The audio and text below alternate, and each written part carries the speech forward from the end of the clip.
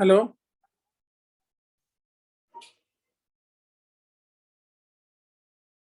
Friends, on behalf of Ananta IAS Academy, based at Bangalore, Hyderabad, and Visakhapatnam, today I will be discussing with you for the main purpose of candidates appearing for the interviews.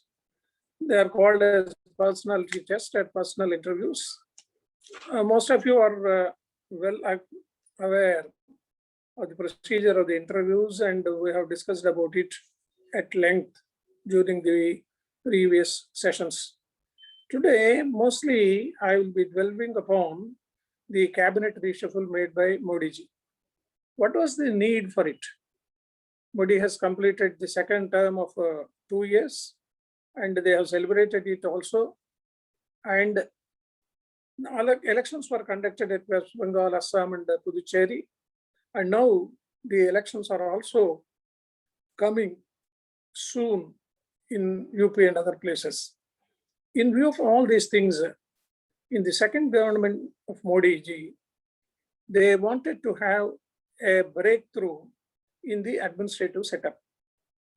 Mainly, the need for the induction of new ministers came due to several reasons.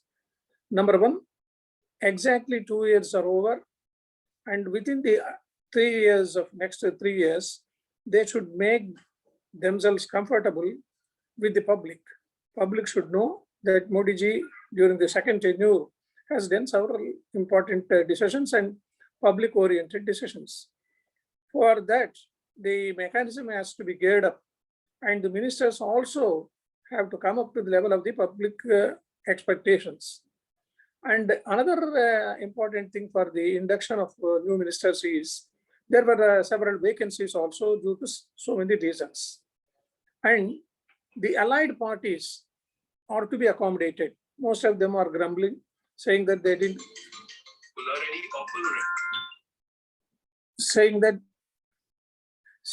they didn't get their berths and they are not properly accommodated. And all the parties which are participants of the NDA are to be accommodated. That is also another reason for the new incumbents to be inducted. And the present ministers also who are there from BJP and other parties, their performance has been judged by different sources. And the Prime Minister came to a conclusion that some of them are not up to the rank. And their performance was also rated. Different parameters were taken into consideration of their performance and their behavior with the media. In fact, when the ceremony of oath taking was over, and before that, the Prime Minister addressed the new ministers and he advised them not to go before the media unless and it is warranted, and don't tell so many things about the performance or whatever it is, and be very smart and tell the achievements of the government also, and don't enter into any controversy or controversial discussions or talks.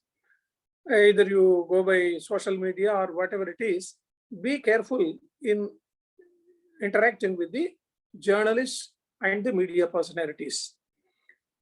In view of all these things, the Prime Minister advised them to be careful and to be people-oriented. There was a very big shock for the senior ministers. 12 of them have to be resigned. They have to resign. They resign. And they are all BJP ministers. And the upgradation of 5 state ministers into cabinet rank also was a major breakthrough. The balancing between different states also is to be done, because ours is a federal government, and all the other states also are to be accommodated in the new cabinet.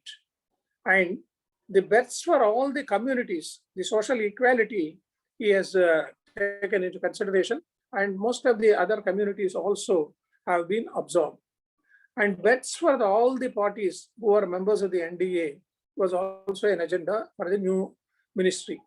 The new ministry for cooperation was also introduced for the first time to coordinate between several ministries and to expedite the work done by different ministries a Ministry of Cooperation has started, and the portfolio has been allocated to Mr. Amit Shah, who is looking after the home. He almost controls different sections and different parameters of the BJP government. So he has been given the portfolio of this Minister for Cooperation. Then the major thrust on the reshuffle is almost all the educated personalities who are members of the parliament from different groups, they have been accommodated in this new births. Most of them were PhDs or they are MBAs or well educated people. And the average age is 53. Most of the people who are almost above 70, they have been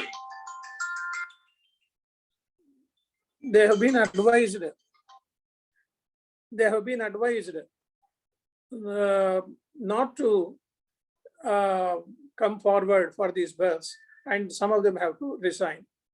And another important thing is coming elections in 2022, UP and other states, bigger states, they have the elections, and the manifesto of the BJP also is to be told before the public. And then 8 ministers have been inducted from UP for the same purpose of elections between 2022 April and others. The women representatives also have more. Most of the women, about 11, if I think, have been accommodated. And the shock is for the senior ministers. They were performing very well, Ravi Shankar Prasad, Bajavdekar, Harshavardhan, and all these people. But due to some reason or other, they have been asked to resign. And prior to the induction of this cabinet, they resigned, and the entire cabinet reshuffle has been over. And now the cabinet consists of 77.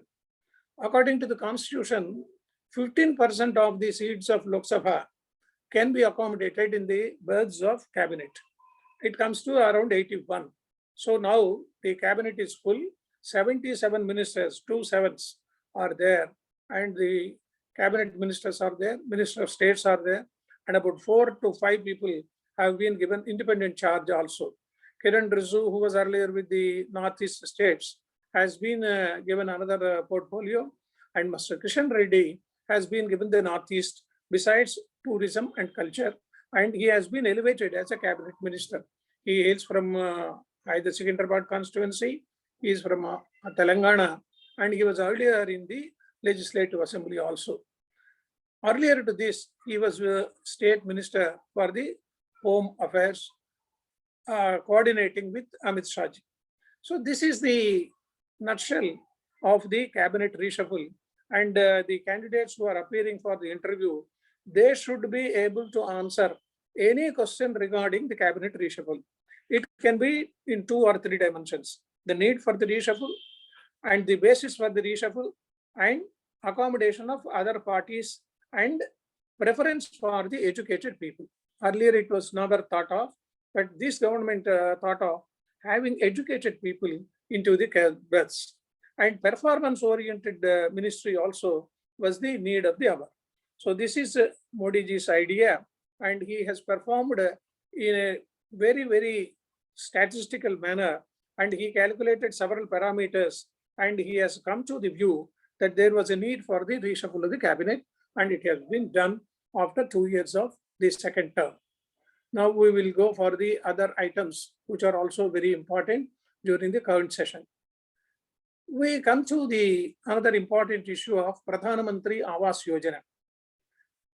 It is an anniversary event of 25th June. Every 25th June is celebrated as Pradhan Mantri Awas Yojana Din. It was launched on 25th June 2015, and it was launched by the Ministry of Housing and Urban Development. It envisages provisions of housing for all by 2022. It is coming to an end in another 1 year, and the educated target is the important thing. When the nation completes 75 years of independence on August 22, the mission should be completed. What are the mission goals? The slum rehabilitation is number 1. Number 2 is credit linked subsidy. And then the partnership with the public and private sector, and then the beneficiary-led individual house construction or enhancement. If somebody wants to enhance his house by upgrading it, he can do it. It is a central scheme and it is in the central sector. A total of 1.2 crore houses have been sanctioned, of which 82.5 lakh houses have been grounded and 48 lakh houses have been completed. Know more about your housing right to international law. This is another important thing which the candidates appearing for the prelims or for the interview should keep in mind, and it's known as Pradhan Mantri Awas Yojana. So with all this information, I wish you all the best. Thank you.